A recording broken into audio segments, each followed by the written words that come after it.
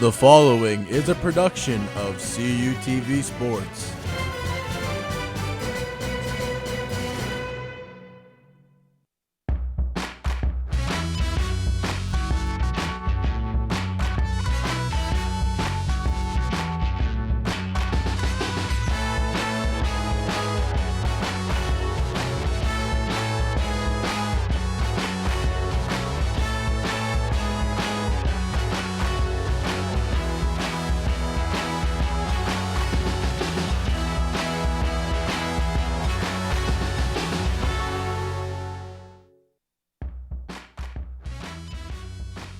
Good day, friends, and welcome to CUTV Sports' coverage of Vulcan men's basketball between the Seton Hill Griffins and the California Vulcans. Alongside of Zach Lamar, my name is Cody Jeanette. Thank you for joining us on this broadcast here from the Convocation Center. And Zach, both of these teams right now have certain fuel in their steps, but for different reasons.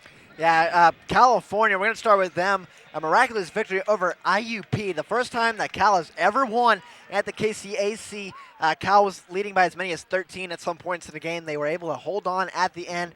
Jack Kubik, your leading scorer, with 15 points. He's actually been the leading scorer in about 4 or 5 of the last 6 games. Murphy with 12 rebounds, really producing on the defensive end. We're going to look at Seton Hill now. They went up to Slippery Rock, and Slippery Rock is a very hard place to play. California always plays Slippery Rock very hard. Seton Hill only lost to Slippery Rock by 1 point, and Taylor had 29 points and 6 rebounds for Seton Hill. That's Cameron Taylor. He's a sophomore from Maryland, so if you get that kind of production here, you might come away with the win. Although you're still on the road, road is always the tougher place to win. And throughout this entire game, we're going to be keeping our eyes on certain players to watch and that have been really key factors for both of these teams. Yeah, we'll go ahead and start with California. And our player to watch, Drew Cook. And you see right here, he doesn't have a whole lot of production on the offensive end, but where he comes in is defense. And you'll see it in a second as he makes a three-pointer right there. You'll see in a second the IUP game, he might have had the play of the game. As right here, Marcel Superbielli double teams him with Jake Jakubik. That was the last shot. The buzzer went off. California came away with the upset victory over then number 5. So Drew Cook, the defensive guy to watch here today for the Vulcans. And then looking at Seton Hill, Malachi Leonard. He's averaging 19.2 points per game, 9.6 rebounds a game. He's a senior from York, Pennsylvania. He went to William Penn High School. It's going to be a guy to watch. You had Taylor the other game with 29 and 6. Malachi Leonard, though, is your steady, consistent offensive production throughout the season that the Griffins have relied on. All the material that we have in front of us spells out a perfect recipe for a perfect game. Stay tuned for Griffins versus Vulcans in men's basketball action here on CUTV.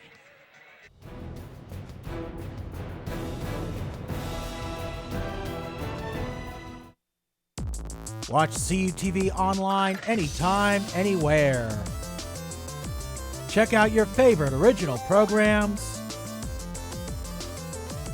coverage of the biggest events on campus, and cheer on your Vulcan sports teams. CUTV. Log on. Tune in now. Visit cutv.calu.edu/live. With 18 institutions, my conference is the largest league across all NCAA classifications. With nearly 7,000 student athletes competing in 23 championships, my conference sponsors the most championships in Division II. With a 78% academic success rate, my conference graduates student athletes well above the national average. We compete with passion. We take pride in our efforts in the arena and in the classroom. The Pennsylvania State Athletic Conference. Passion, pride, Pennsylvania.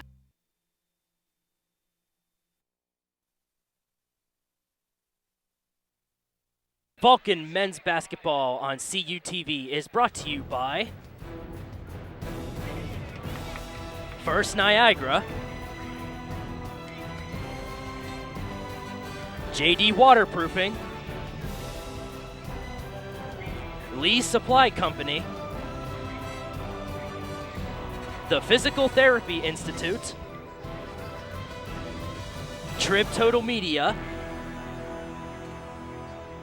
and UPMC Health Plan. Welcome back, everybody, to the Convocation Center. Alongside Zach Lamar, my name's Cody Jeanette. And Zach, when you take a look at the tail of the tape, it's shaping out to be a perfect game between these two teams. Yeah, we're going to look at it, brought to you by JD Waterproofing. Seton Hill, a lot of advantages. Most of the categories, actually all of them, except for turnovers. They're actually even in turnovers, which is something you don't usually see based on averages. But as we are observing a moment of silence here in the Convocation Center, I think turnovers might be the one thing that really propel a team to victory, because Seton Hill, they're averaging 76 points a game, but California only giving up 66. So a 10-point difference there. California, their defense can control the ball a little bit better than Seton Hill's offense can. Then Cal might walk away with the victory. Yeah, it all depends on if you can possess the ball more than your opponent can. And that comes down to turnovers and offensive rebounds, things like that. Things that keep the ball in your possession while not violating any rule or anything. And now we're going to look at our starters. We have Josh Dombrowski, Jake Jakovic, Drew Cook, Chris Williams, as well as Alonzo Murphy, who are the starting five for the Vulcans. Same starting five as the last game against IUP, I believe. But looking at Seton Hill, we're going to have Oliver McGlade, David Windsor, Cameron Taylor, Malachi Leonard, who was our player to watch, and Max Kenye.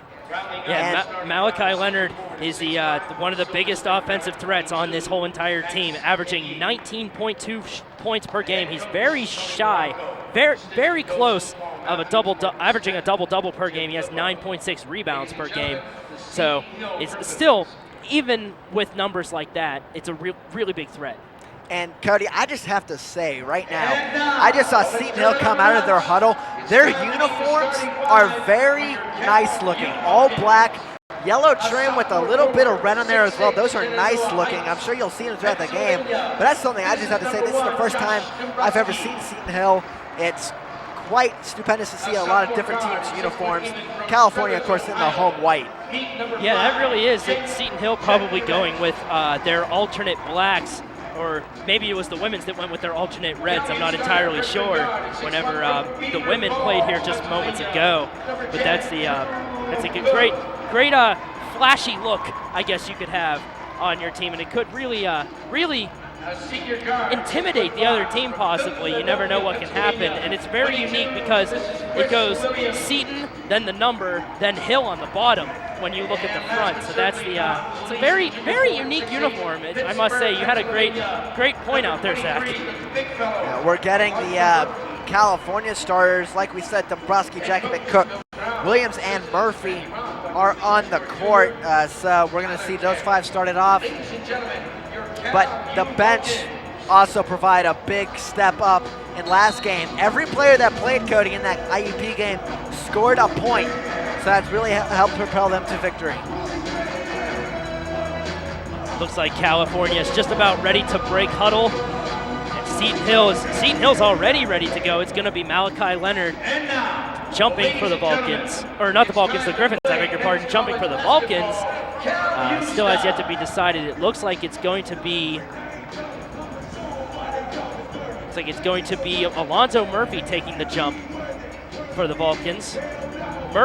Murphy versus Leonard to open up this game. 20 fresh minutes on the clock, and we are underway as Seton Hill wins the tip and gets initial possession. It's brought up by McGlade.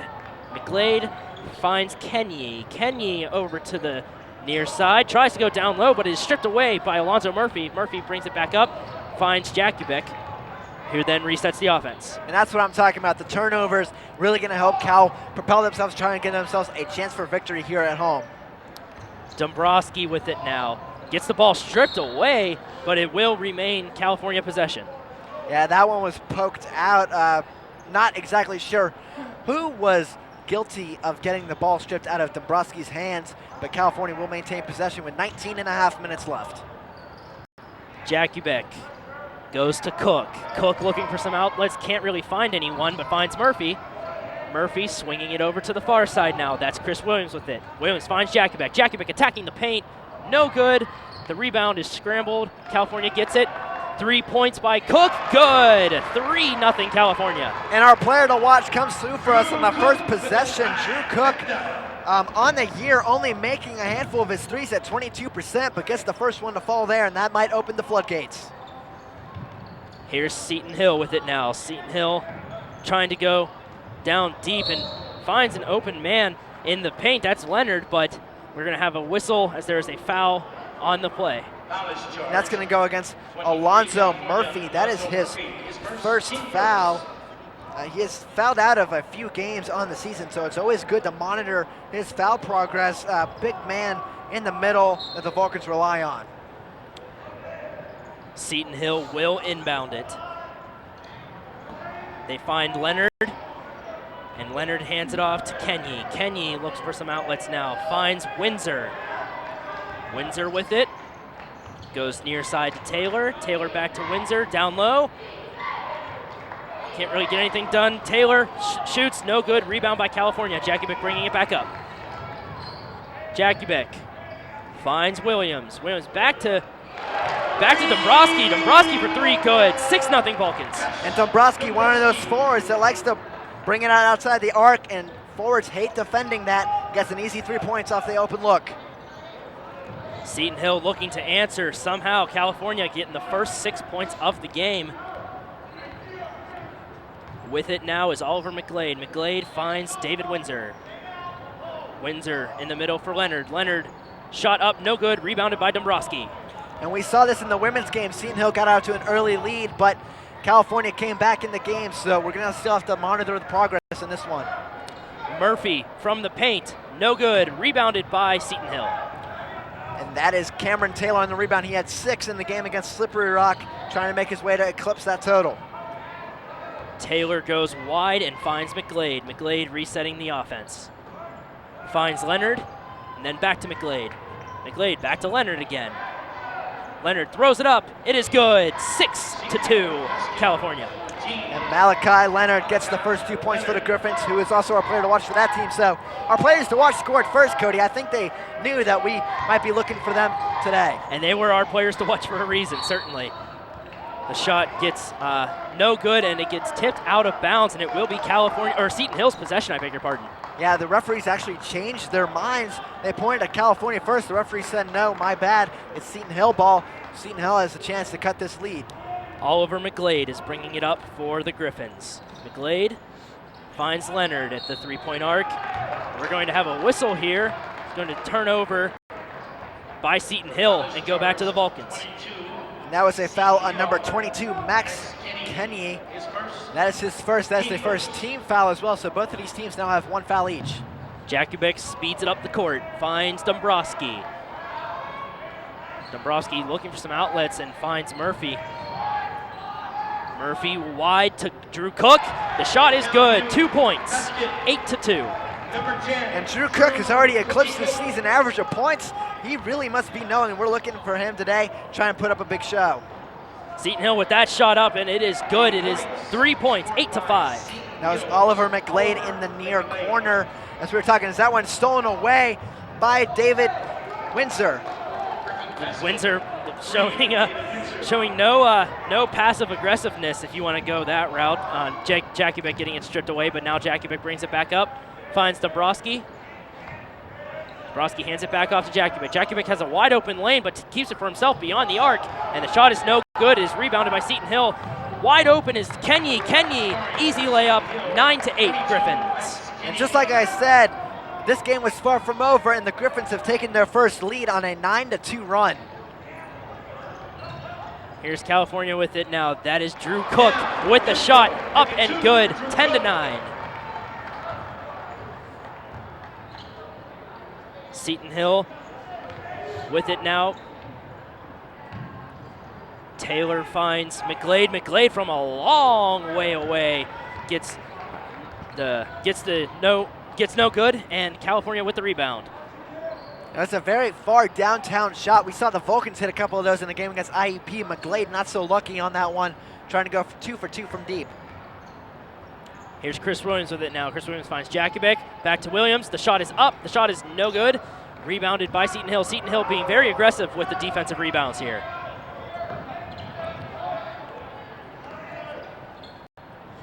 Here's Taylor. Taylor finds Max Kenyi. Kenyi back to Taylor.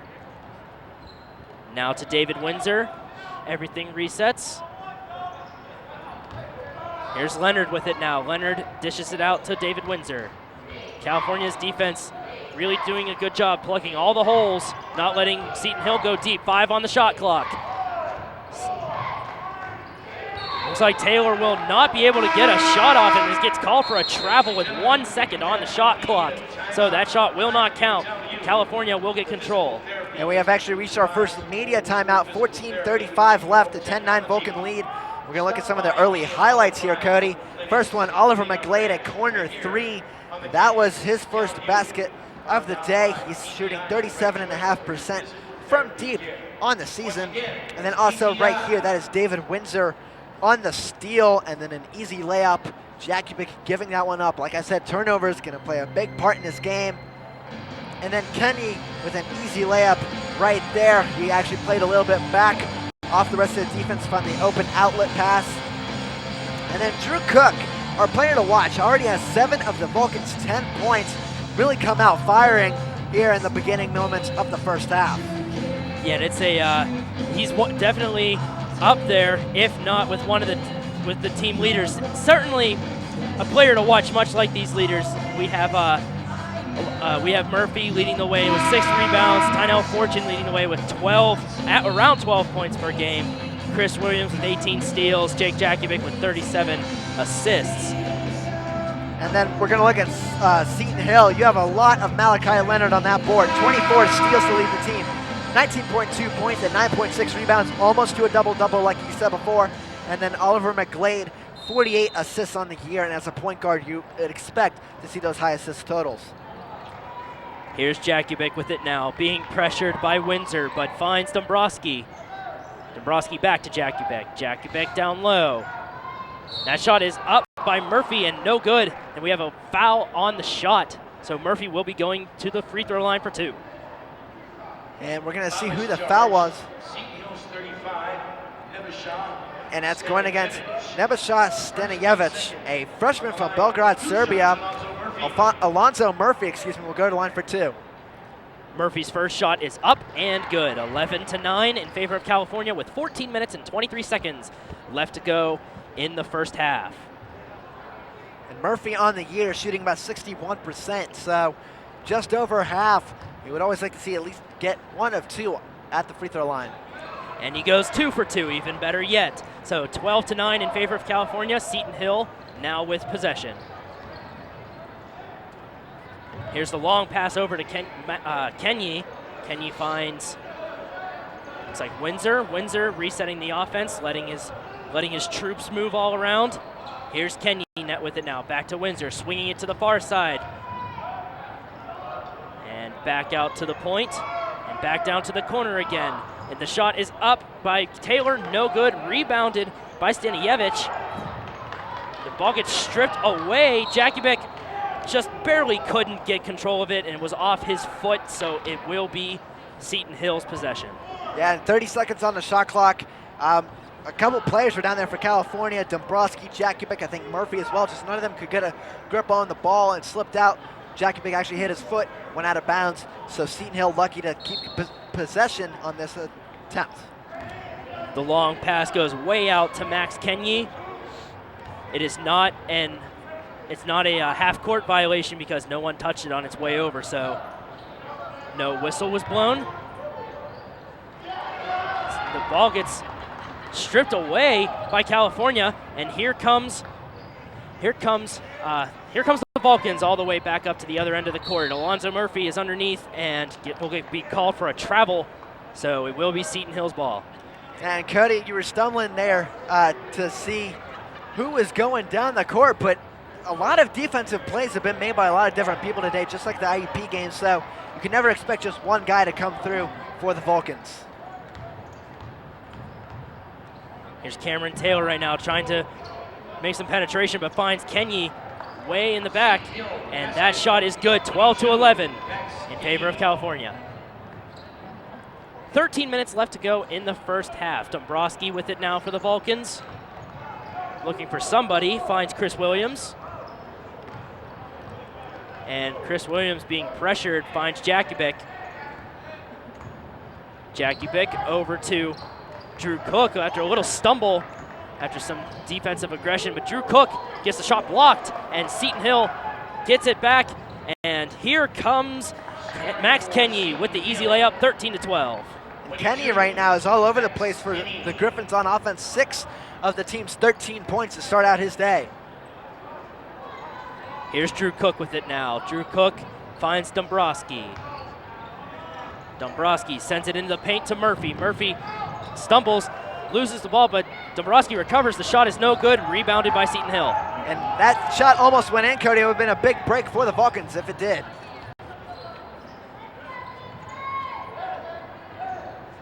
Here are the Griffins with it now. Down low, Staniyevich. The shot is good. That is 15-12 in favor of Seton Hill. I beg your pardon. Seton Hill with the lead now.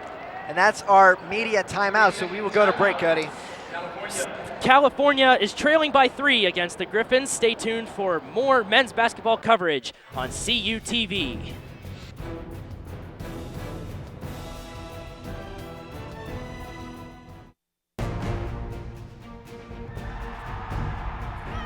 NCAA Division II has much to cheer about, as nearly 100,000 student athletes compete with passion and pride. And I'm pleased to share the best news of all. Student athletes are outperforming the rest of the D2 student body in graduation rates. Just another reason why you'll hear us say with pride, I chose Division II. Learn more at d2sa.org. Welcome back to the Convocation Center here in California, Pennsylvania, where the Vulcans are trailing against the Seton Hill Griffins by a score of 15-12. California with control finds Alonzo Murphy. Murphy looking for Drew Cook. Drew Cook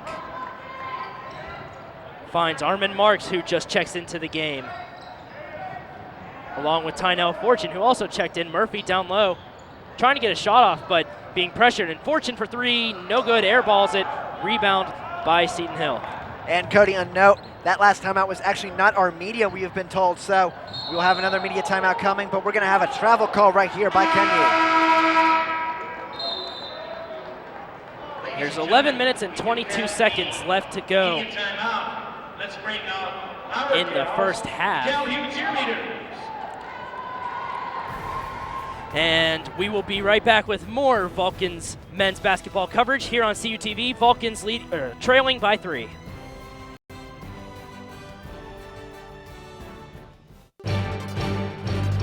Need to know what's happening in your area? CUTV News Center brings you your best local news. Events on and around campus. Local weather. Vulcan sports coverage.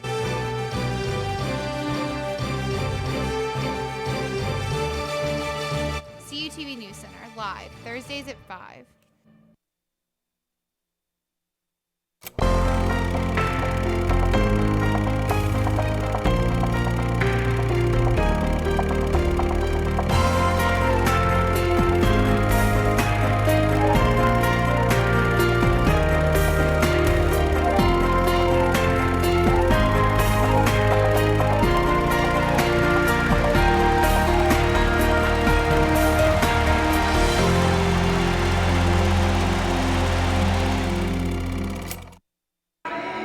And welcome back to the Convocation Center here in California, Pennsylvania.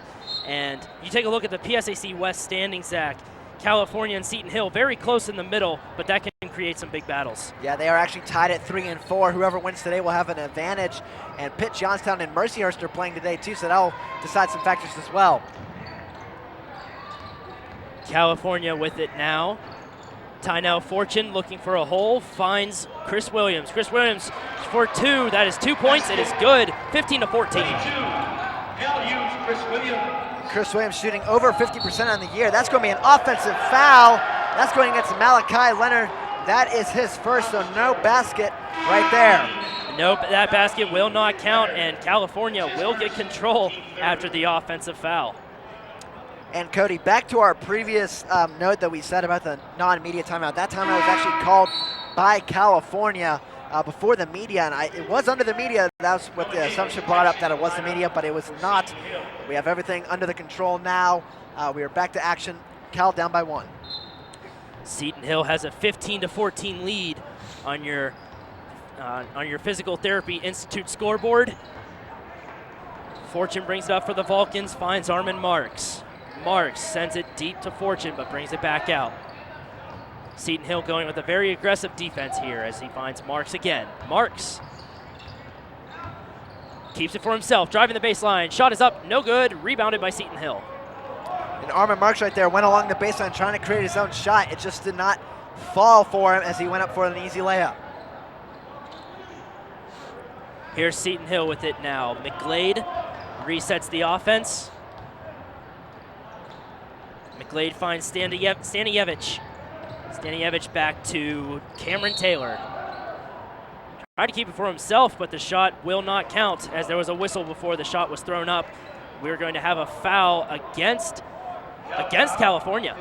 And it's going to be Armin Marks. That is his first foul, the team's second foul. Seton Hill has 3 team fouls. So both of these teams really not in a lot of foul trouble yet going into the game. Here's Oliver McGlade with it now. Finds Taylor. Taylor back to McGlade. McGlade in the middle for Leonard. Leonard sends it to Taylor. Taylor trying to penetrate through, but sends it back out to McGlade instead.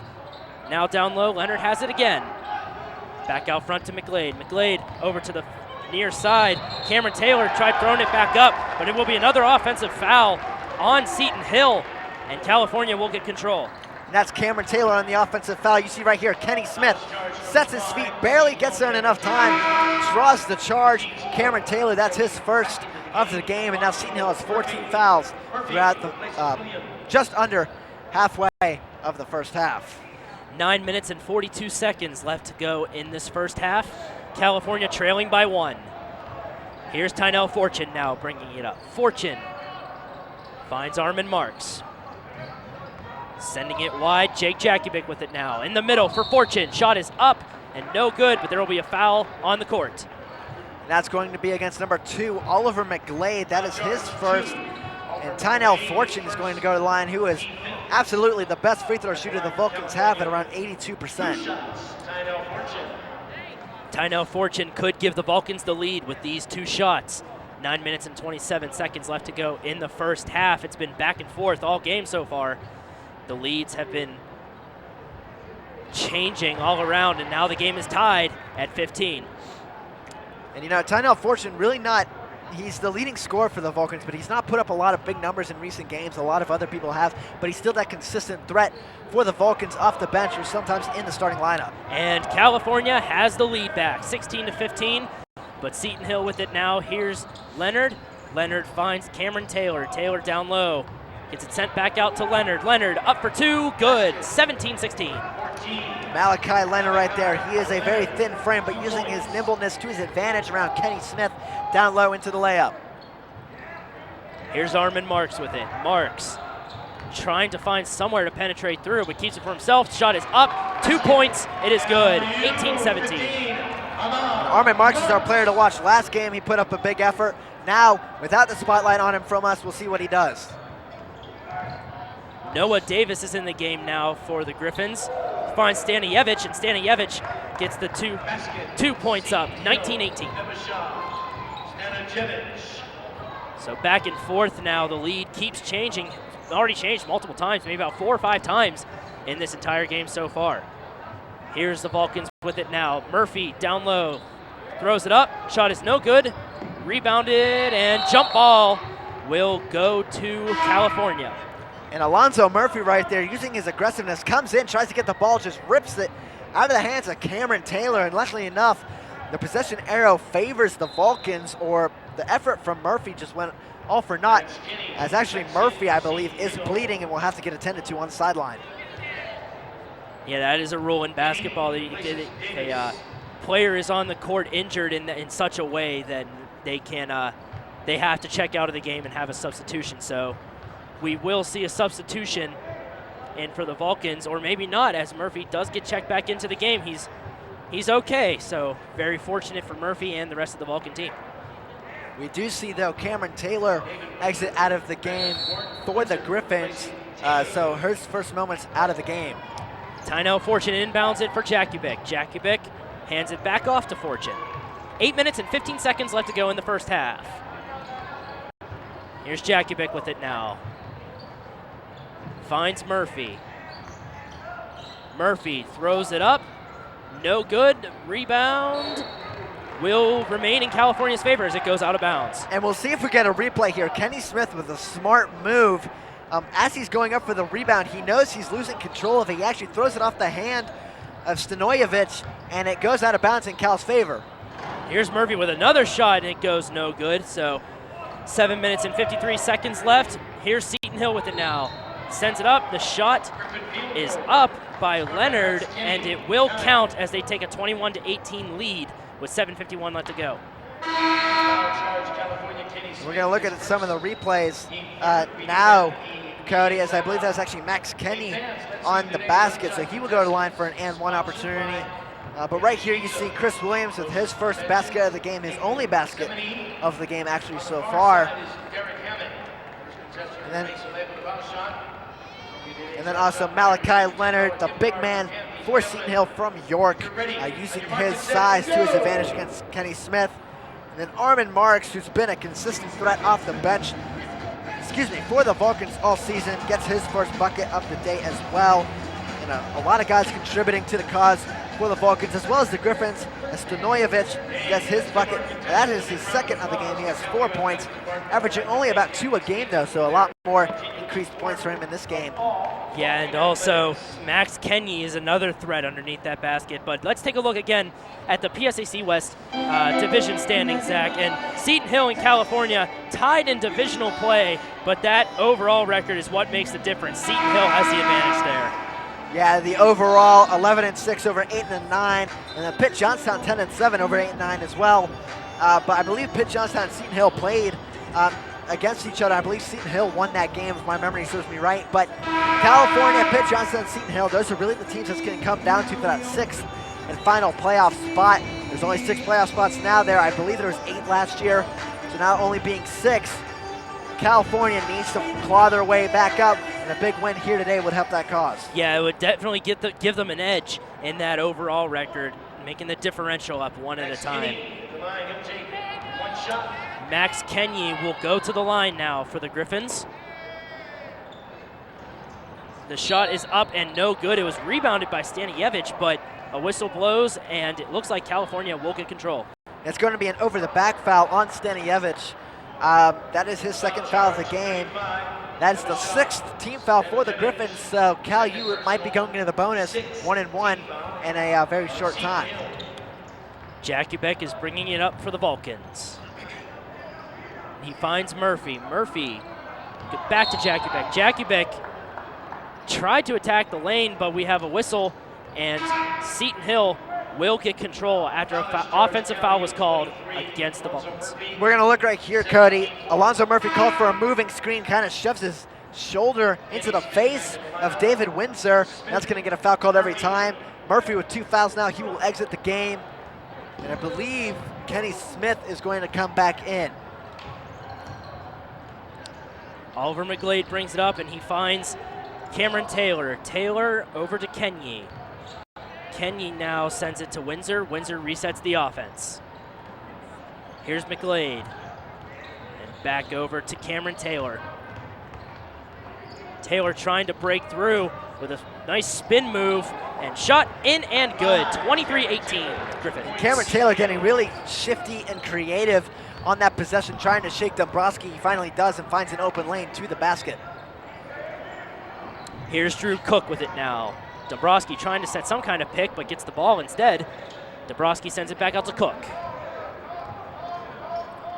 Cook on over to Armin Marks. Marks for 3, no good.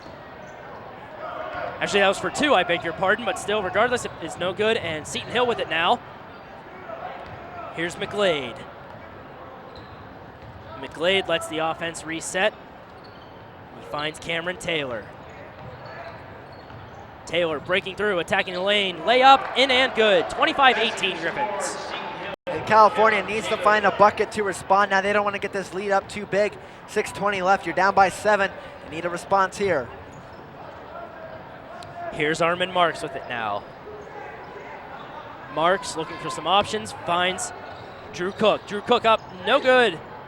And the shot will be rebounded by Seton Hill. Seton Hill once again showing complete dominance on the defensive rebounds.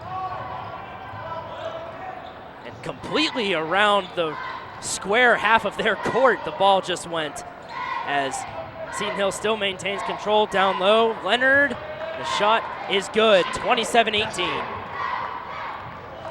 And Seton Hill, they're playing with a lot of speed in this game. Is something I've been able to see. A lot of long passes from backcourt up into their zone. Really helps them get out in front of the Cal U defense. Here's Drew Cook with it now. Drew Cook attacking the foul line, but the shot goes no good, and once again rebounded by Seton Hill. Leonard underneath. Tries to go to the hoop himself. He does. The shot is no good. The shot is saved. Almost went out of bounds, and it would have still been Seton Hill's possession, I believe, but they saved it, and it goes no good again, and that time it'll roll out of bounds, as it will be California's possession now. And right there, Seton Hill trying to take advantage of second chance opportunities. Not able to, but California dodged a dagger right there. That could have really put the damper on the spirits of the Vulcans.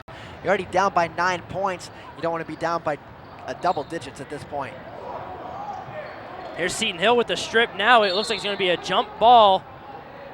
As we had, and it's going to be against, or no, it's going to be a timeout on Seton Hill, I beg your pardon. So the jump, before the jump ball could have been called. It's a timeout by Seton Hill. And right there you see, it's hard to tell exactly who it is. I believe that's Cameron Taylor, and it is. Calls a timeout before Armin Marks is able to strip the ball away, and it's a smart play right there. When your team's up by 9, you don't want to get too complacent. You want to keep being smart. It's still an early part of the game as well. California can easily find their way back. Right now, California trailed the Griffins by 9 points, and want to keep the deficit, if any deficit at all, very minimal going into halftime, because it's usually the team that is trailing at halftime that comes out with more fire in their step, and the test is really on the leaders as if they can hold it or not. So with either team having the lead, it'll be an interesting second half to say the least. California going with a 1-2-2 defense now, as trying to change their game up against Seton Hill, but there will be a foul on the court against California. That's going to be against Kenny Smith. We have 4:38 left. The Griffins going to go to the line, trying to extend their lead. That is Malachi Leonard, shooting about 70% from the free throw line this season. Malachi Leonard could make the lead double digits, and he does. 28-18 in favor of the Griffins. Leonard, like we said, a forward center from York, Pennsylvania, went to William Penn. So kind of a local product a little bit, but that one no good. Dombrowski with the rebound. Drew Cook brings it up now after getting the rebound from Dombrowski. Finds Jakubek. Jakubek on over to Dombrowski. Dombrowski looking for some options, but Seton Hill playing a tight man-to-man defense. As Drew Cook tries to find a lane, but there will be a defensive foul against Seton Hill for on the arm. That's going to go against Oliver McGlade. We'll look right here, and he does kind of grab his arm a little bit. Actually, you might have made an argument that Cameron Taylor should have been called for the foul instead of McGlade, because he got more a piece of Cook than McGlade did. But nonetheless, Cook going to go to the line for a 1-and-1. The freshman from Beaver Falls, Pennsylvania. Drew Cook has been shooting 73.5% from the free throw line coming into this game. His first shot is up and no good. The rebound gets controlled by Seton Hill. Here's David Windsor bringing it up now for the Griffins, being pressured by Chris Williams. Finds Leonard, sending it back over to Windsor. Windsor finds Cameron Taylor. Very good offensive control here by the Griffins, as we see Max Kenye with it now. Kenye over to the near side, back over to the far side. Kenye sends it into the corner, down to the baseline. That is Cameron Taylor. Shot is up, no good, rebounded by California. And when you have 3 seniors in your lineup like the Griffins do, as we have a steal here by Taylor. He got a redo on that first shot, and it's getting it stolen away were the Vulcans, unfortunately. So it is 30-18 in favor of Seton Hill. And I thought there was going to be a kick violation on California, but nothing called as the ball goes out of bounds behind the California basket. And with 3 minutes and 24 seconds left, we are going to take a break here on CUTV Sports. You're watching Vulcans versus Griffins. Griffins lead the way 30-18 on CUTV.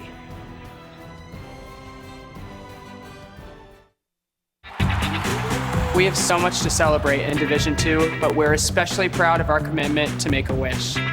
Division II student athletes have led a 10-year initiative to raise funds and help grant wishes of children with life-threatening medical conditions. Nearly $3 million have been raised, and hundreds of children's wishes have been granted. We play hard, we work hard, and we support others in need. Why? It's simple. Because we care.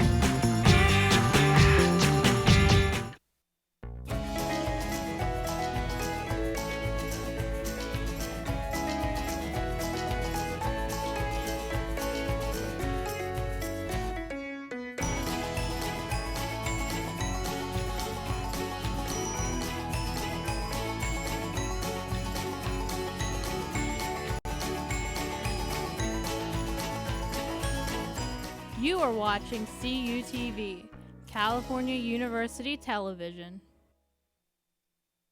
And welcome back to the Convocation Center in California, Pennsylvania, where the Vulcans are trailing 30-18 against the Griffins. But when you take a look at the stats comparison, it's a heavily in Seton Hill's favor in 2 categories at least, with the scoring offense and the scoring differentials.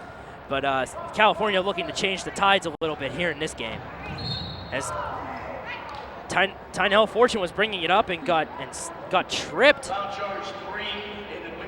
David Windsor guilty of that foul. And it was kind of an awkward foul. Fortune went hard to the floor. He was just tripped up, but an easy occurrence right there just to get tripped up. But he'll get a 1-and-1 out of this, being Cal's best free throw shooter.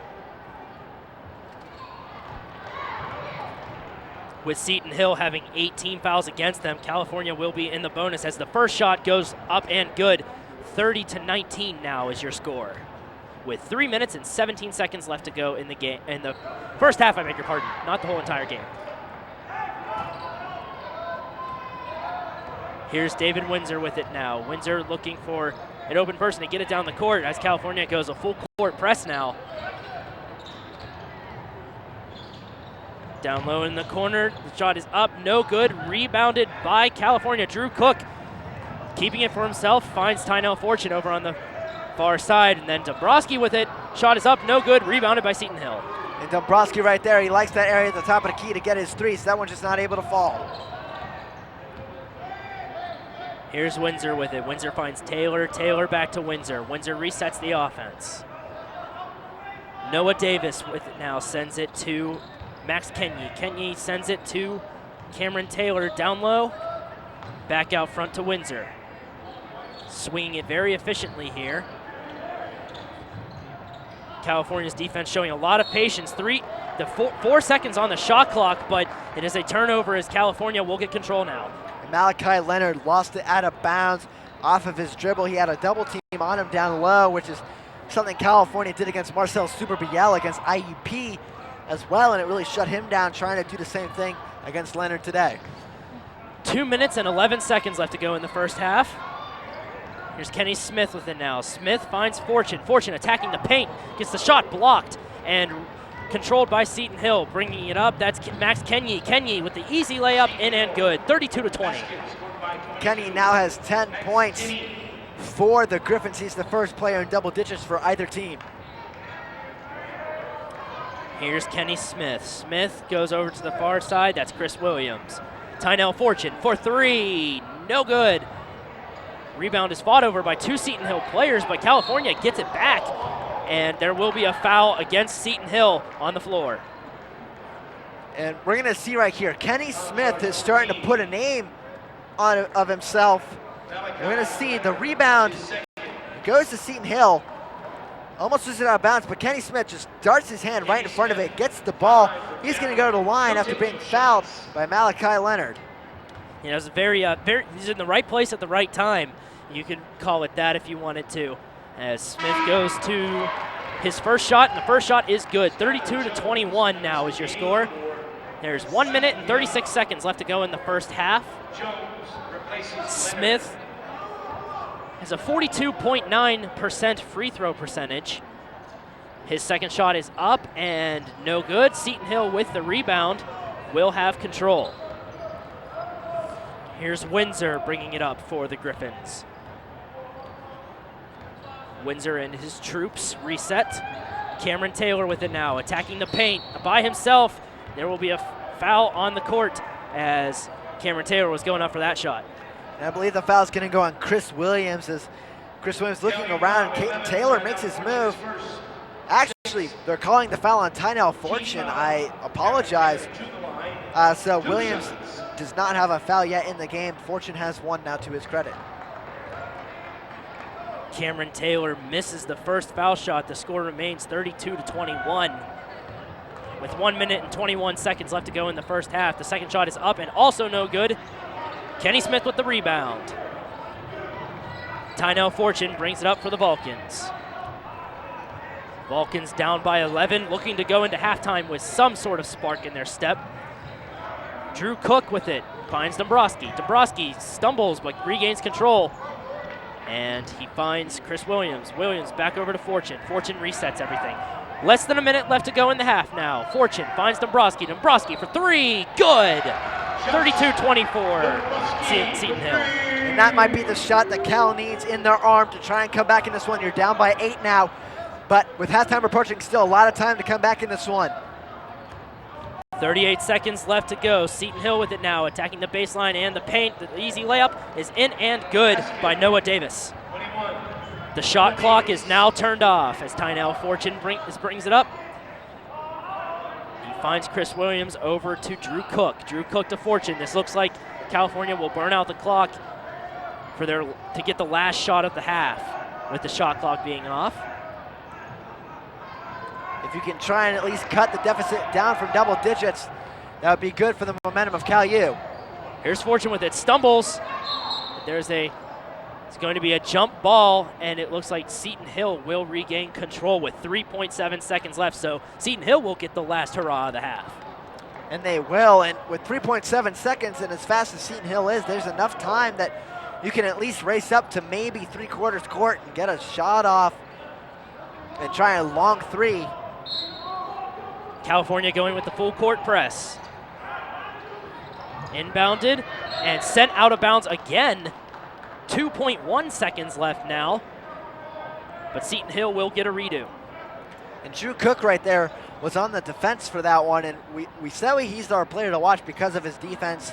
Getting his hand in there to interrupt the pass takes a lot of time off the clock for Seton Hill. Here's Seton Hill, last shot by Max Kenyon, no good.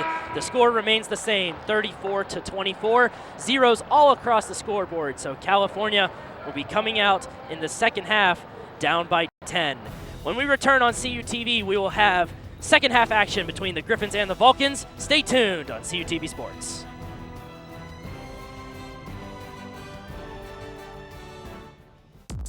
Watch CUTV online anytime, anywhere. Check out your favorite original programs, coverage of the biggest events on campus, and cheer on your Vulcan sports teams. CUTV. Log on. Tune in now. Visit cutv.calu.edu/live. With 18 institutions, my conference is the largest league across all NCAA classifications. With nearly 7,000 student athletes competing in 23 championships, my conference sponsors the most championships in Division II. With a 78% academic success rate, my conference graduates student athletes well above the national average. We compete with passion. We take pride in our efforts in the arena and in the classroom. The Pennsylvania State Athletic Conference. Passion, pride, Pennsylvania.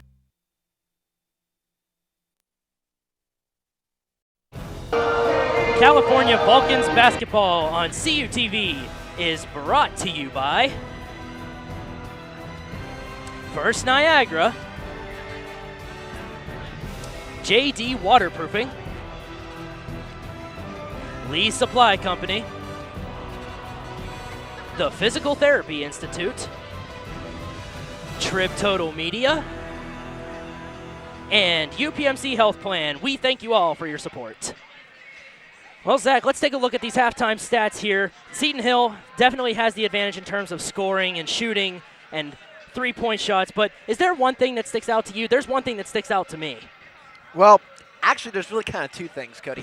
The first one I'm going to go with is turnovers. Seton Hill turning the ball over more than California, and I was kind of surprised when I saw that because it seems like Seton Hill's controlling the ball more than California is. But 9 to 7 turnovers, that might be something that plays in the game later. And then also free throws.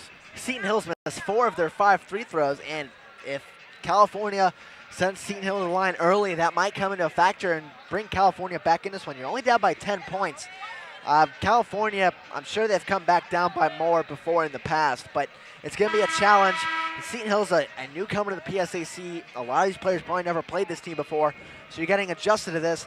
As we're going to look at some of the highlights brought to you by Trib Total Media. Armin Marks, that is actually his only bucket of the game. He gets a long 2 there to go. And now we have Cameron Taylor. He has scored 6 points in the game. A couple of those actually off of turnovers from Jake Jakubik when he's running back up the court. And then right here, Max Kenye. He has really been the player to go to for the Griffins. He has 10 points. He's the only player for both teams in double digits, averaging only 13 on the year. He might eclipse that today. And then Josh Dombrowski, 2 big three-pointers. That's really kept the Vulcans in this one. Without that production, you might be down by as many as 20 points. Yeah, and especially with with all the turnovers being taken into consideration. Even though Seton Hill has had 9, California still has 7. So what that says to me is that Seton Hill was able to capitalize more on California's miscues. Absolutely, Cody. And as we're going to get action back going here, California's going to get the ball to start with. Drew Cook's going to inbound it to Jake Jakubik. They get a score here, maybe a three-pointer. That really brings the momentum kind of to their side to start off the half. We started in the women's game. Seton Hill was down by 15. They only lost by 8, and they can easily come back in this game. California with the initial possession, and here's Drew Cook. Drew Cook for 3, no good. And it is rebounded by Leonard of Seton Hill.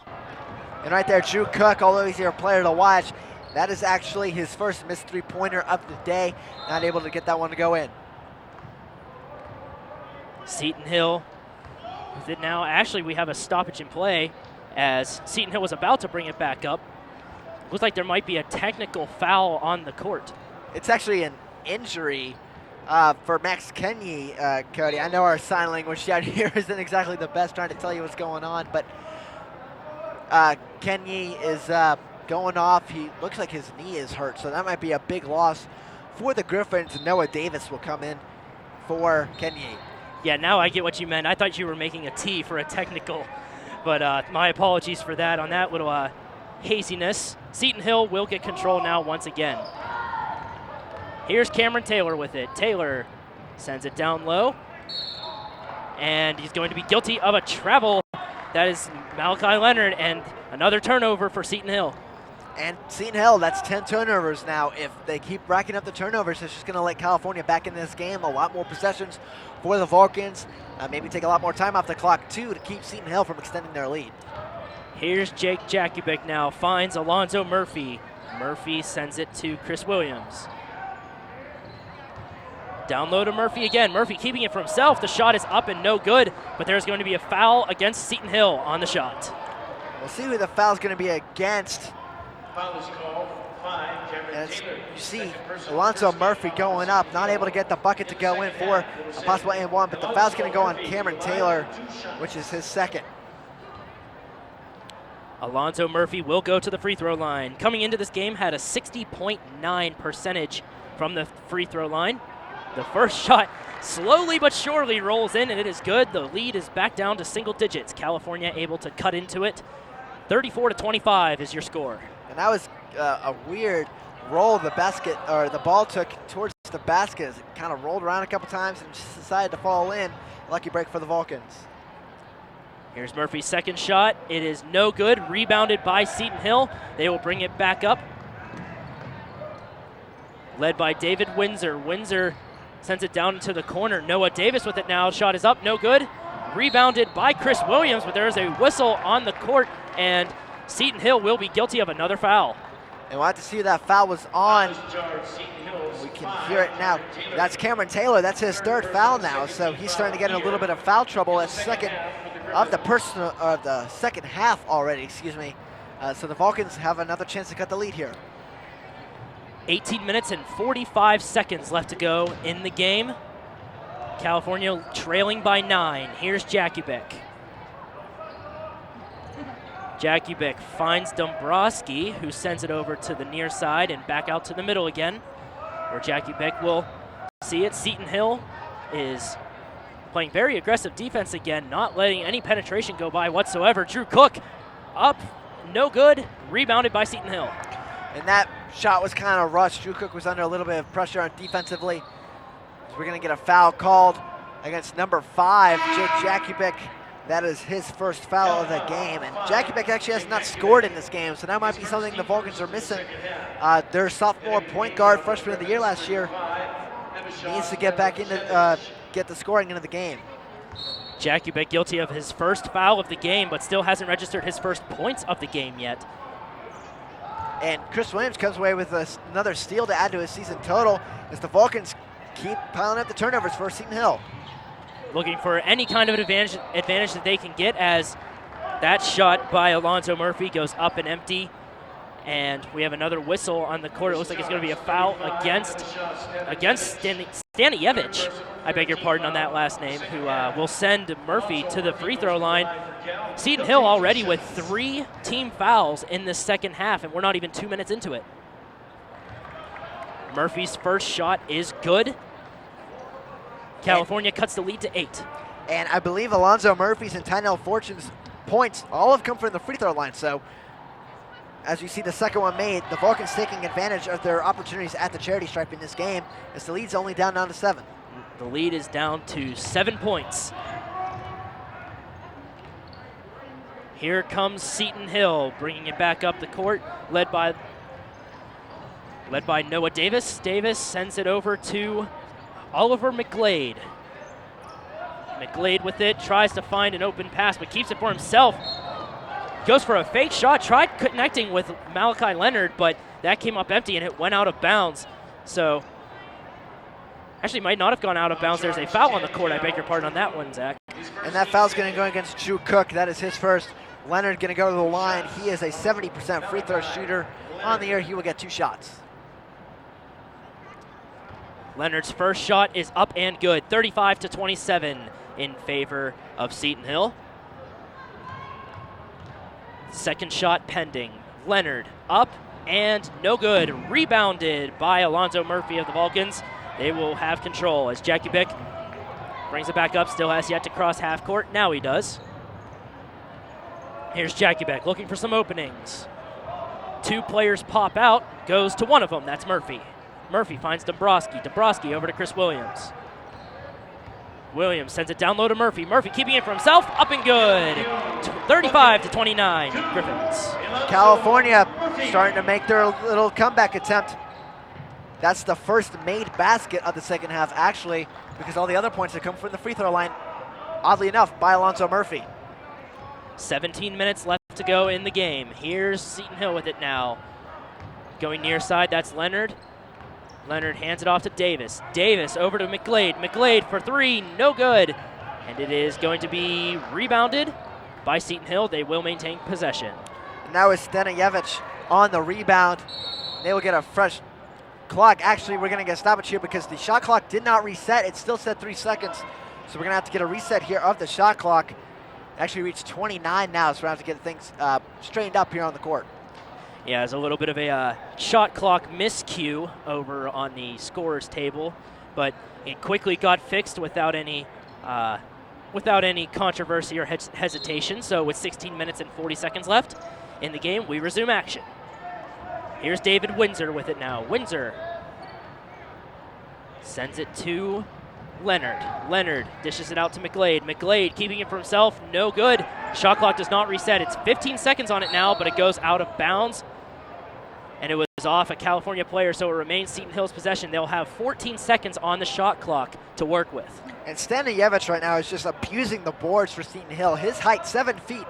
He's about 4 inches taller than any player California has, and that's really showing today because his arms are just reaching up a lot higher than maybe Alonzo Murphy's or Chris Williams. Shot clock was at 7 when McGlade took the shot, and it goes no good. California with the rebound. Here comes Chris Williams. Williams sends it to Dombrowski. Dombrowski hands it off to Jakubic, and Jakubic will reset. Here's Drew Cook with it now, trying to penetrate, but gets nowhere. It's Jake Jakubic. Has it. Sends it to Dombrowski. Dombrowski loses control of the ball. It rolled right into Stanijevich's fingers. It's a cheap turnover for the Griffins. And will they capitalize on it here? Here they are. Here's McGlade attacking the paint. Shot gets blocked. And still maintained control by Leonard. And Windsor will have it now. Drew Cook playing pretty aggressive defense on him. It will get called for a foul for it. Just a little too aggressive on that one, Zach. And I don't even know if that was really a foul, Cody. Drew Cook just had his hand on him, and David Windsor actually pushed off, and they didn't call the offensive foul there. They called it on Drew Cook, so kind of a surprising call. But we're going to reach our first media timeout. We'll keep it here, though, and we'll look at some highlights coming up. But Drew Cook now has 2 fouls in the game. You got to scream the loudest. Yeah, the score reads 35-29 here. But let's take a look at how we got here in this second half. And this second half has been more hard fought by the Vulcans, if you ask me, because they came in with a 10-point deficit and they cut it down to 6. Yeah, and all 5 points have been from Alonzo Murphy. But Cody, one of the best ways to really get in touch with the team is the Bill Brown Show. You got highlights, players' interviews, and more Tuesday, Wednesday, and Thursday evenings on CUTV. And actually this past week, the first one we had Jake Jakubic and Drew Cook on the show, as well as Bill Brown. And something interesting that I learned, Drew Cook, he's actually a Board of Governors scholar. So a very accomplished young man. He's a freshman out of Beaver Falls. And Jake Jakubic as well. They're both very accomplished players. Jakubic, of course, the freshman of the year last year in the West. So both of these players are going to be key players in the next coming years for the Vulcans. Yeah, it's a great way to stay tuned to that Bill Brown Show Tuesday, Wednesday, and Thursday evenings only on CUTV. Check your local listings for show times. The media timeout is just about to expire. There's 15 minutes and 28 seconds left to go in the game. Seton Hill leading the way 35-29 over the Vulcans. But the Vulcans have really made the deficit a lot smaller compared to when they came out at halftime. After halftime, I beg your pardon on that one. Like I said, all 5 points have been scored by Alonzo Murphy. He's really trying to start to put himself in the offensive game. He has 7 total points in the game. He's tied with Drew Cook for the leading scorer. Here's David Windsor with it now. Windsor sends it in the middle to Max Kenny. Kenny sends it back to McGlade. McGlade trying to go to the basket, but there will be a foul on the court as Jakubic takes a tumble, but he will be guilty of the foul. And that's Jakubic's second of this half. You see right there, he's moving his feet. That's why he's called for the foul. He just puts his head down and says, dang, what do I got to do? But he's called for the foul there because his feet were still moving, and McGlade was able to get around him. The long pass goes out to Max Kenny, who will maintain control for the Griffins. Kenny being pressured by Jakubic. California going with a 2-3 defense now.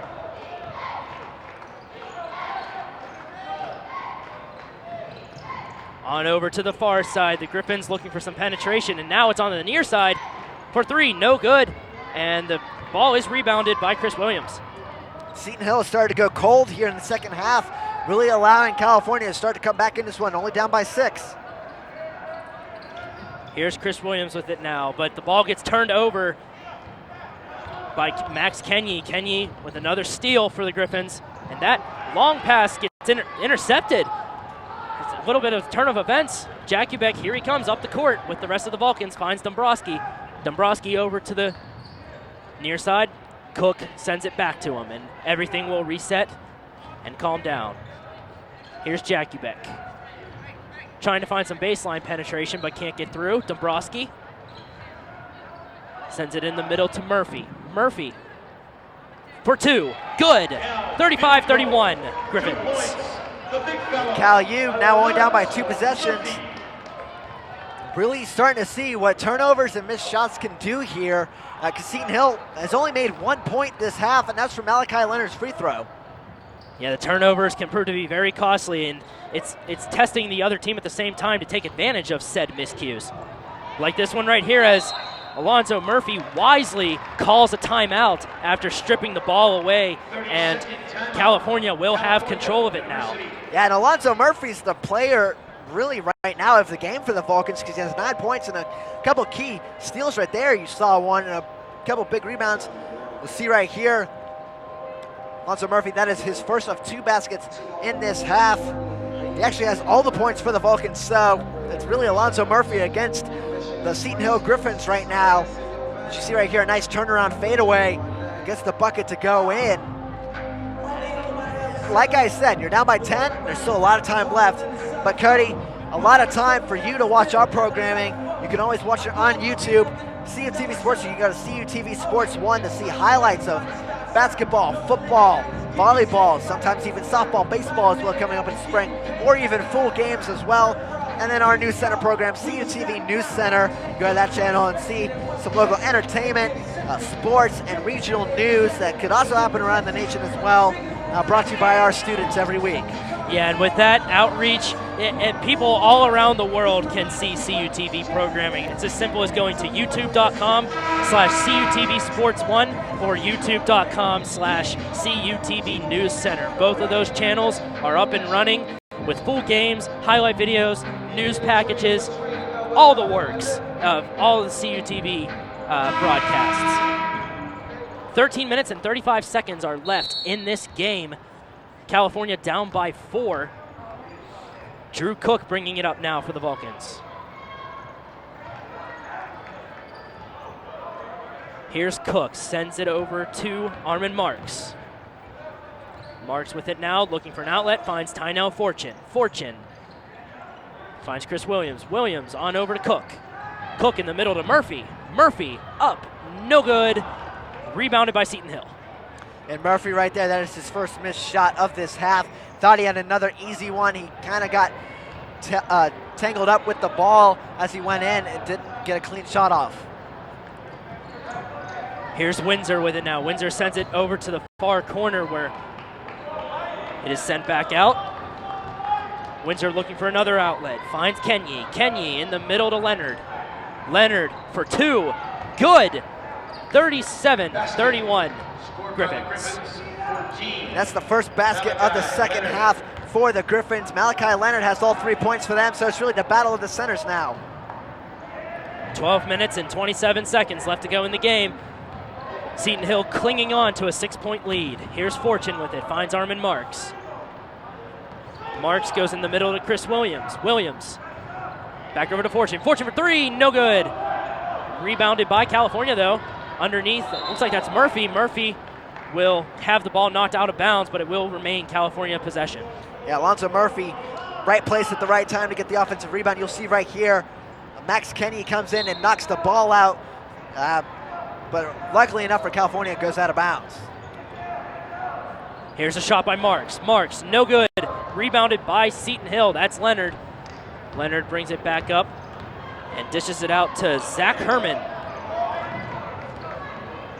Zach Herman finds Max Kenyi. Kenyi to Leonard. Leonard down low to Stanievich, but there will be an offensive foul called against Seton Hill. And that is Stanievich's 4th foul. Now brings us to our second media timeout. We are going to take a quick break here on CUTV Sports. 11:49 left to go. Seton Hill 37, California 31. Stay tuned for more second half action on CUTV.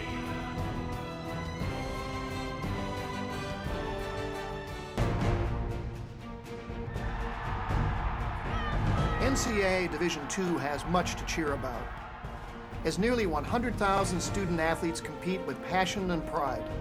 And I'm pleased to share the best news of all. Student athletes are outperforming the rest of the D2 student body in graduation rates. Just another reason why you'll hear us say with pride, I chose Division II. Learn more at d2sa.org.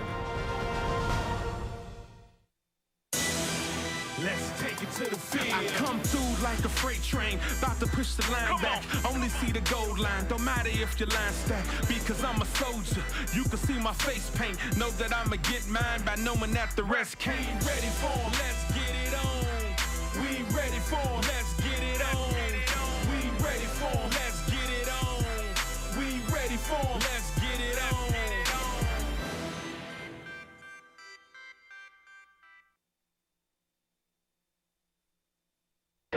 And welcome back to the Convocation Center here in California, Pennsylvania. And you can go on to Facebook and like California University Television's Facebook page. And you can also have a chance to be a part of our broadcast with your comments or suggestions and maybe even have them read on the air. You never know. The possibilities are endless. That's on Facebook. Just search California University Television and go on and like the page. California with it now, trailing by 6. Here's Murphy, down low, layup, no good. Rebound is fought over. It'll be a jump ball, and it'll go to Seton Hill. And Alonzo Murphy right there got tangled up with maybe Armin Marks and a couple other players from Seton Hill. Just unlucky bounce for California that the possession favored Seton Hill at that time. California going with a full court press now. It's Jackie Bick with the initial pressure on David Windsor. Windsor finds Kenye. Kenye to Leonard, Leonard to Windsor. Windsor tries keeping it for himself, but the shot is no good as there's an offensive foul on the court. Actually, a blocking foul defensive from Jake Jakubic, not an offensive foul, Cody. That's Jakubic's third foul of the game. 15th on the second half for California. Jakubic has 3 fouls and no points, so some kind of spark is he's due. He's bound for some kind of spark later on in this game. He's got 11 minutes and 5 seconds to do it as Seton Hill has control of it now. Windsor with it at the top of the key. Backs up and lets the offense reset. Sends it over to Zach Herman. Herman back to Windsor, swinging it left, swings it back to the middle. Windsor keeping it for himself. Shot is no good, rebounded by Tynell Fortune, and he'll bring it back up for the Vulcans. And I think a problem here today is just no one's really getting hot for either team as Tynell Fortune's going to get fouled and he will go to the line for 2 shots. We'll see who the foul's going to be on. Looks like charge, David Windsor. The foul is going to be on number 3, David Windsor, and that is his second personal foul.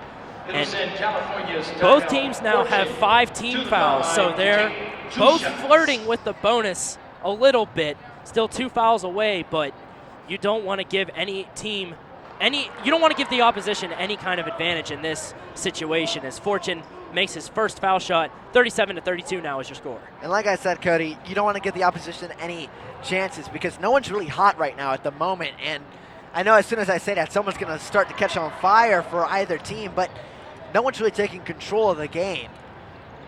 Zach Herman bringing it up now for the Griffins. He finds Windsor. Or not Windsor, I beg your pardon, that's Cameron Taylor. Has the ball stripped away by Armin Marks, and Tynell Fortune with it now. We'll bring it up the court for the Vulcans.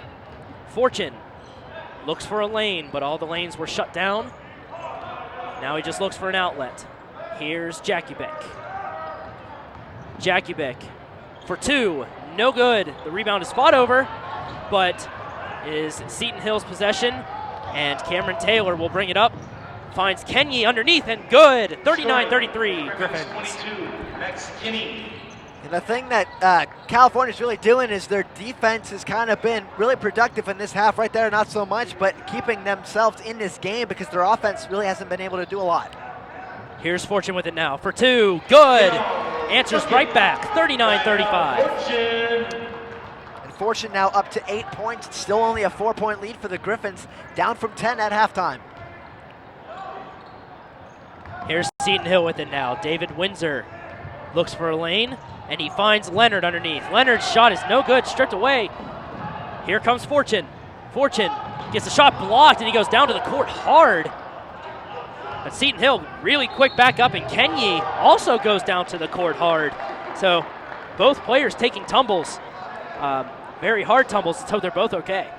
Yeah, and Kenny is going to go to the line for an and one, but I am surprised there was no foul called against Tynell Fortune. You see right here, Kenny, his shot just happens to go in as Chris Williams went for the block.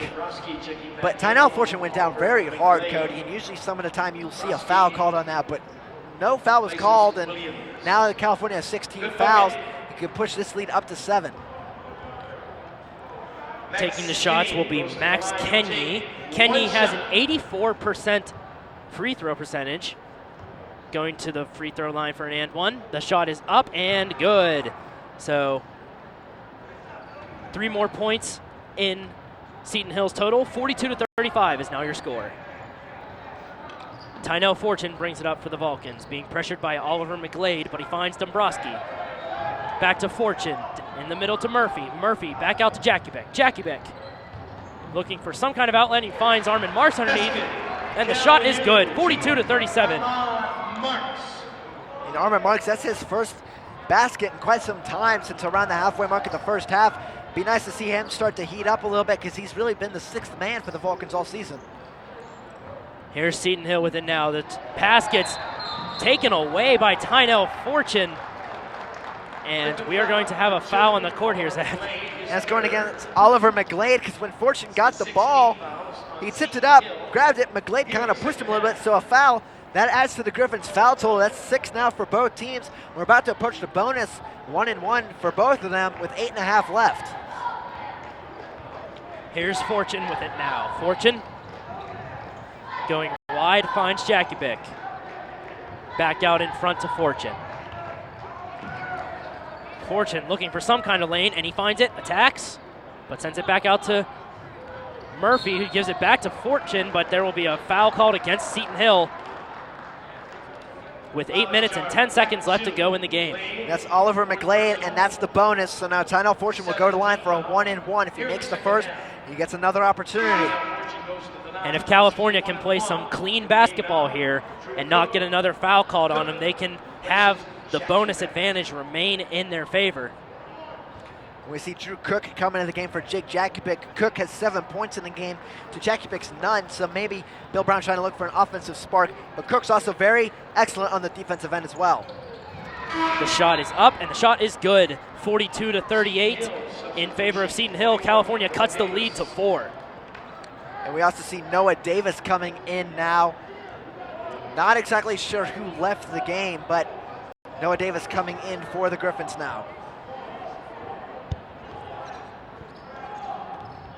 Here's Fortune getting ready for his second shot, and the shot is up, and the shot is good. So 42-39, the lead is cut down to 3.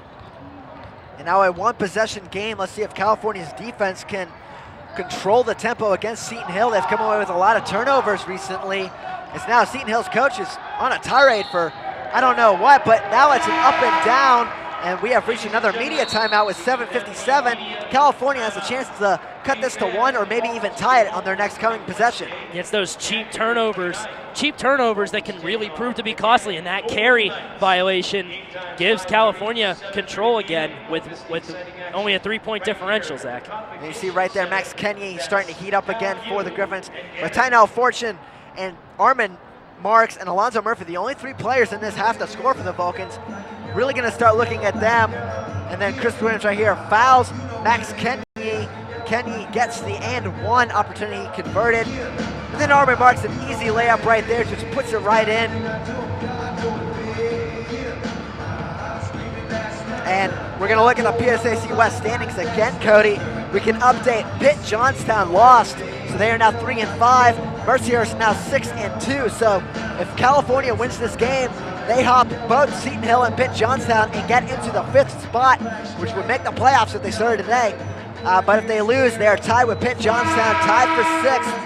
And they lost to Pitt Johnstown before, but they still got to play them one more time in the year. Yeah, the middle of the standings list can sometimes provide some of the best competitions and the most nail-biting games in deciding who gets what spot. And so, with that said in mind, with 7 minutes and 57 seconds left, California looking to make a name for themselves in those standings too. And one of the games I'm really looking forward to tonight, Slippery Rock IUP. The two top teams in the PSAC going at it tonight. IUP won the championship last year. Slippery Rock division leading at the moment. California with it now after the carry violation on Seton Hill, and Tynell Fortune looks like he'll be guilty of a push here on this. Has been an offensive foul, so a costly turnover for the Vulcans, and that sends Seton Hill into a bonus as well. And we're going to look right here, see if it really is. I don't know if I would have called that an offensive foul because Windsor's feet were still moving, and Windsor kind of bought the call, I guess you could say. So questionable call there. Here's Seton Hill with it now. Windsor looking for a lane. Gets it plugged out and gets almost shoulder checked by Tynell Fortune, and that results in a whistle. That's Tynell Fortune's second foul in about 30 seconds. So there's 18 fouls now, and Seton Hill, I beg your pardon, is in a bonus, leading by 3, and now still by 3.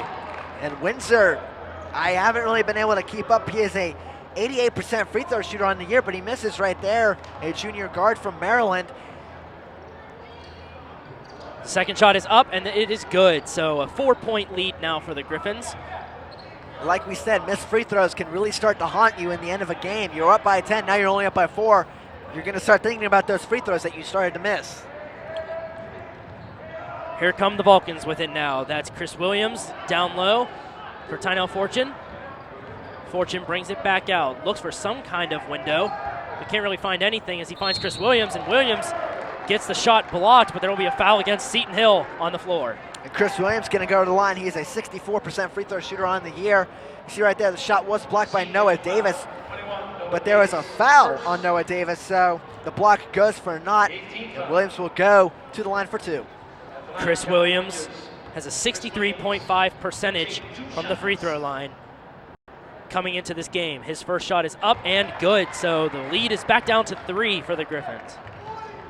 California slowly but surely cutting into this lead, managing to not let Seton Hill run away with it as of right now. Very well done by these Vulcans. Second shot is up and good. 43-41 now is your score.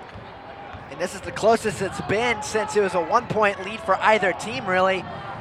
The Vulcans have clawed their way back, but don't overlook the mistakes that Seton Hill has made to help them. Here's the shot by Leonard. It is rebounded by California, and Tynell Fortune will bring it back up as the shot goes no good. Here comes Fortune. Fortune sends it to the near side. That's Cook who finds Murphy underneath. Murphy looking to attack, and he does, and the shot is up and no good. Rebounded by Seton Hill. And with 6 minutes and 33 seconds, we are going to have a whistle. It's going to be a foul against Alonzo Murphy. That is the 9th team foul, so one more. We're putting Seton Hill in the double bonus. Malachi Leonard going to go to the line. That is also Alonzo Murphy's third personal foul. But Tynell Fortune also has 3, so nobody individually is in that perilous of foul trouble, but still have to be careful in a game as crucial as this. Yeah, 5 fouls really gets you out of this game compared to 6 like they do in the NBA. So 2 more, and those guys are both done. The second shot is up and good. So 45-41 is your score now in favor of the Griffins. Here comes Tynell Fortune bringing it up for the Vulcans. Fortune finds Drew Cook. Drew Cook looking for something, anything, and he attacks the baseline by himself. The shot is up and no good, but there will be a foul against Seton Hill on this call. And we'll see who it's going to go against. Looks like it might be David Windsor or Cameron Taylor's who's going to be called. That's his 4th, and Seton Hill has 3 players with 4 fouls. That's going to really start to test the depth of your bench. Cook's first shot is up and no good. The score remains 45-41 with 6 minutes and 20 seconds left to go in the game. Cook's second shot is up and good, so the lead is back to 3 for the Griffins. They're barely clinging on to the lead. California hasn't had the lead back since the first half. Here's Windsor with it now. Windsor being pressured by Fortune, but he finds an outlet on the far side. And back to him. Windsor resets, attacks a lane, but will be guilty of a travel. A little too anxious on his feet as he's called for the travel. With 5:58 left to go in the game, California gets control. And right there, another costly turnover as we're going to see Jake Jakubic come in now for Armin Marks. Or excuse me, no. Jakubic's coming for Drew Cook. I saw Armin Marks walk towards the bench area, but he's not going off. Jakubic for Cook. California inbounding it. It's Tynell Fortune. Fortune maintaining control, trying to maintain clock management, point differential, and foul trouble all at the same time. So he's got a full agenda on him. Here's Armin Marks with it. The shot is up and no good. Rebounded by Noah Davis. And an ill-advised shot, in my opinion. You think Armin Marks could have gotten a better look if he started to drive the baseline like he likes to do, but takes the long two and no good. Seton Hill with it, but the shot will not count as there was a whistle before the shot went up, and it will be a foul against California. That's going to be on Armin Marks. That's his second. So that will send Kenyi to the line, who is an 84% free throw shooter. 2 shots for Seton Hill. Here's Max Kenyi. The first shot is up, and it is good. So the lead is back to 4. 2 possessions for Seton Hill. Kenyi now has 16 points in the game. He's the leading scorer for both teams overall. The second shot is up and no good, and is rebounded by Murphy, who will give it to Fortune to bring it back up for the Vulcans. Fortune beating out the defense, and there will be a defensive foul called against Seton Hill. He tried to maintain clean, did David Windsor, but the referees caught him on this one. And that might be a little bit of a I owe you one for when David Windsor kind of bought a call against Tynell Fortune. That one might not have been a foul, but he was really draped over him, trying to avoid him at all costs, but not able to. Fortune's shot is up, and it's in and out of the rim. No good, unfortunately, for the Vulcans. 46-42, the score remains with 5 minutes and 19 seconds left to go in the game. I guess you could say Fortune did not have a lot of fortune on that shot there, Cody. His second shot is up and good, though, so 46-43 now. Back to a 3-point differential. Here's Windsor bringing it up, and we're going to have another whistle. Looks like it's going to be a foul against California again. It's Tynell Fortune's 4th foul. You get one more foul on him and he's out of the game, and he's really been kind of the key offensive piece for the Vulcans in this one. You don't want to see him leave. His free throw ability is the best on the team, although he did miss one. It's rare he misses. David Windsor's first shot is up and good, so the lead is back to 4. 47-43 in favor of Seton Hill. Shot number 2 is up and also good, so 5 points lead now. 48-43. Here's Fortune leading the way for the Vulcans. Finds Chris Williams. Williams back to Fortune. Fortune looking for something, finds Murphy down deep. Murphy trying to attack the baseline, but there is a whistle, and it's Seton Hill's control as he's guilty of a travel. Yeah, we're going to see right here Alonzo Murphy. He does move a couple too many steps. Going to get called for a travel. Seton Hill will take over, try to extend their lead. It's 5 right now. Could make it as many as 8 points in this possession. 4:45 left to go in the game.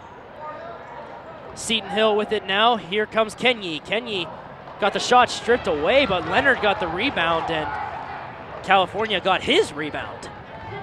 Here's Tynell Fortune. Fortune looking for some outlets.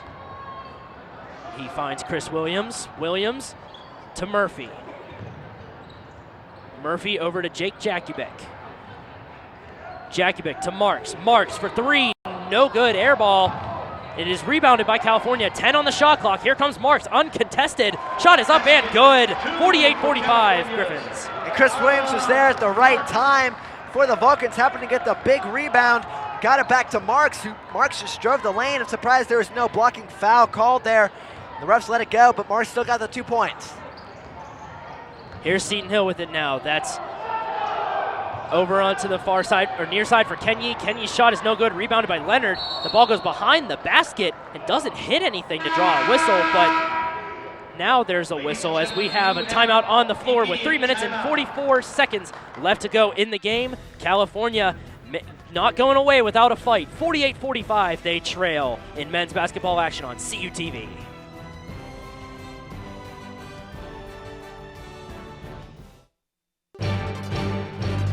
Need to know what's happening in your area?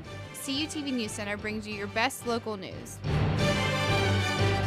Events on and around campus. Local weather. Vulcan sports coverage.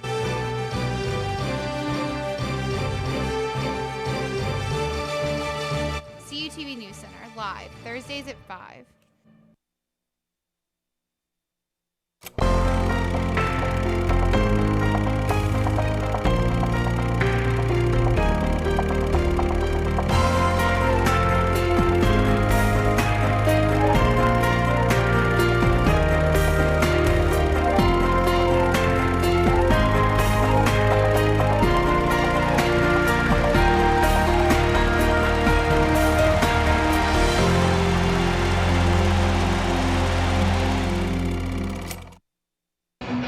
And welcome back to the Convocation Center in California, Pennsylvania.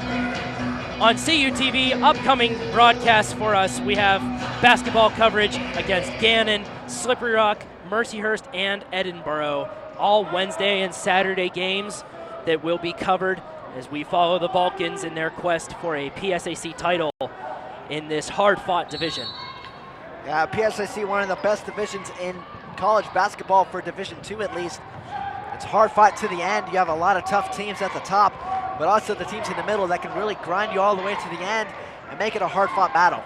3 minutes and 34 seconds left to go in the game. California trailing by 3. Noah Davis sends it over to the near side where Kenyi has it. Down to the corner. Back out for Leonard. Leonard to Davis. Davis for 2. No good. It is rebounded by Seton Hill. Fresh shot clock. And I'm surprised there's no over-the-back call right there against Malachi Leonard. He was draped all over the back of Armin Marks and knocked the ball loose and let Seton Hill get the control back. Here's Kenyi with it now. Sends it over to Cameron Taylor. Taylor, lots of pass work going on here. David Windsor is the last one to end up with it. And he sends it to the corner. Back for Taylor again.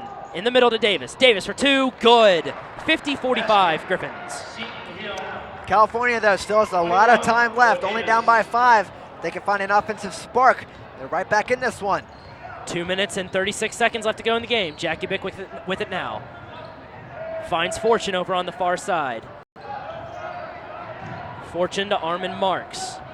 Marks backs up. 15 on the shot clock. Fortune looks for a lane, but there were no lanes available, so he finds Marks again. Marks tries to attack the baseline, but the baseline's also plugged. 5-4-3 on the shot clock, and is going to be either a foul or a timeout. Timeout for Seton Hill as they got control over that scramble. Yeah, it was hard to tell exactly who had control, but Seton Hill does come away with control. Up by 5, 2 minutes left in the game, and some change. You can really start to pull away here, but if you're a little bit sloppy on offense, they happen sometimes, where you get a sloppy foul or a lazy turnover, you're going to let California just get some momentum back in their favor. Yeah, if California can just even find one little fluke to go in their favor, it's all over, because you can see the potential that this whole team has had throughout the entire game to keep this game this close throughout the entire time. And not even though they haven't had a lead since the first half, it hasn't been a double-digit lead since halftime. It's been single digits throughout this whole entire half. That's the beautiful thing about it. So California's been fighting all the way to the end. There's 2 minutes and 13 seconds left to go in the game, and Seton Hill will have a fresh shot clock to work with, as California was almost guilty of a shot clock violation, but Seton Hill got the ball off a scramble and called the timeout, so they will get control regardless.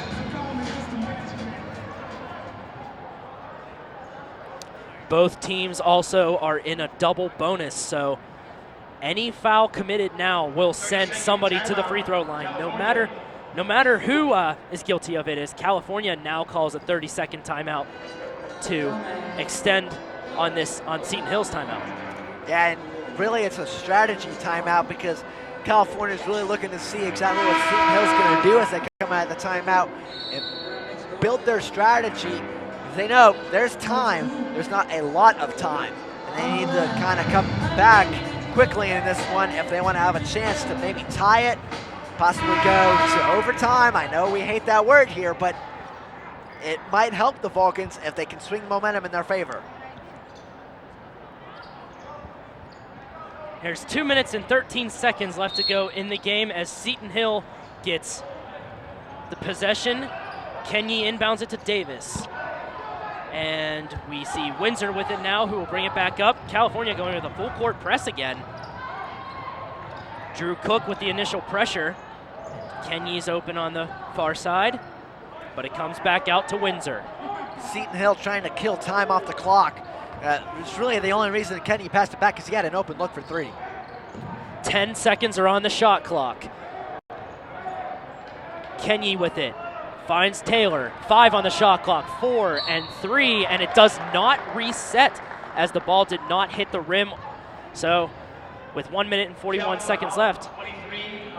And now it resets as the foul gets called and against California, and so Seton Hill will go to the line. There's Alonzo Murphy on the foul as Taylor makes his first, and starting to pull away from California are the Griffins.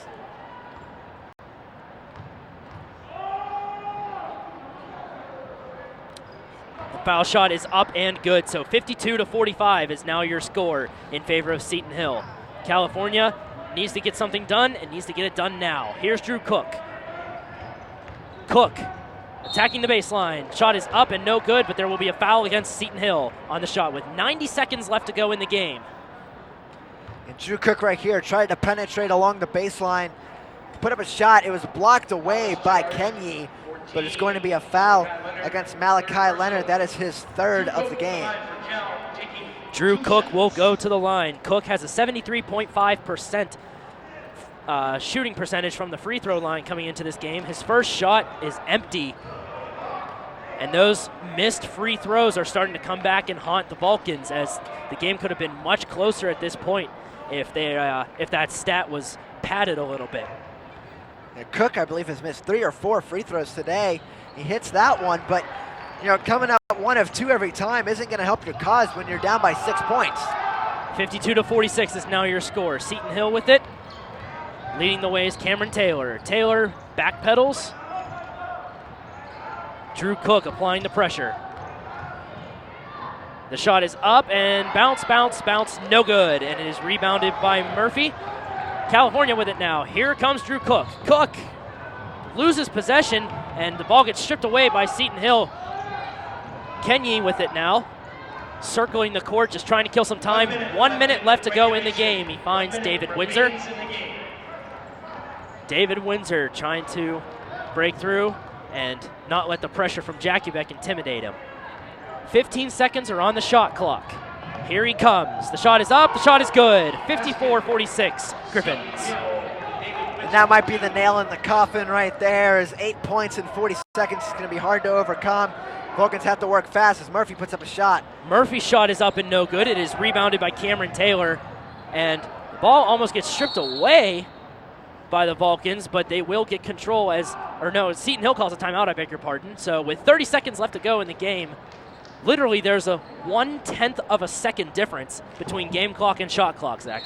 And right now, if you're California, you have to foul because there's no other option. You're down by 8, and yeah, it might make the lead up to 9 or possibly 10, but you have no other outlet. You have to put them to the line and hope they miss both, if possible, 1 at most, because you just have to start throwing up threes and hope they go in. Well, you're right. They don't have any other choice. Even though it may seem like a long shot, it's just still a mile away. It's within reach, but it'll take a lot of luck and a lot of fortunate turns of events for the Vulcans.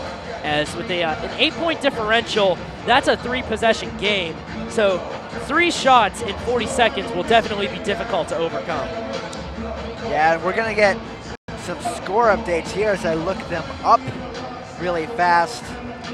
From men's basketball, the only one we have, Mercyhurst over Pitt Johnstown, we told you about earlier, 80-78. Mercyhurst escapes with the win. Then on the women's side, of course, it's a different ball game there, but IUP wins, the breaking their losing streak. Edinburgh wins, continue to be on top of the division. Gannon is off. And then tonight you have Slippery Rock and IUP playing at IUP. And then also Clarion and Edinburgh playing tonight at Clarion. Here comes Kenyi, and as he goes up for the shot, he goes flying out of bounds like Superman almost. It was a foul called against Seton Hill as he gets called for an intentional foul. Alonzo Murphy will foul out now that he has 5 fouls, and it's going to be an intentional foul. That was a very hard, vicious foul. I didn't actually see it when it first happened, and you see the stare right there. That is a stare of an angry man, Cody. I was actually kind of scared when I saw that. But Kenyi now puts up the free throw shot, and he gets it to go. But because it's an intentional foul now, Cody, Seton Hill's going to maintain possession as well. Now the score reads 55-46 in favor of Seton Hill, and there's 27.5 seconds left to go in the game. So California will be finishing this one out. Actually, they just corrected the score. It's 56-46, I beg your pardon. They added another point onto the board. And now we have some confusion here as there's only 4 players on the court for the Vulcans. Alonzo Murphy fouled out, and he has to wait the momentary wait that he has to do for fouling out. We'll have to get a player to come in for the Vulcans. 56-46 is your score. It's a 10-point lead now. That's a 4-possession game. So 4 possessions in 27.5 seconds. It's getting farther and farther away, the differential and the chances of the Vulcans pulling out a miracle. And now we are back to action as Dombrowski comes in for Murphy, as Murphy has fouled out like we said. Max Kenyi has it now. The shot clock is turned off. There's 17 seconds left to go in the game. The ball gets stripped away by Chris Williams, but it goes out of bounds, and so Seton Hill will still have control with 15.1 seconds left now.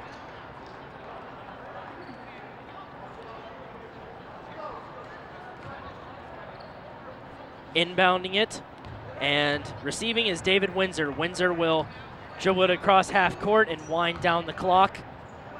6 seconds are left now, and now 5 and 4 and 3 and 2 and 1, and that's the game. And the final score from the Convocation Center in California, Pennsylvania, 56-46 in favor of Seton Hill. Thank you for joining us for this broadcast of men's basketball.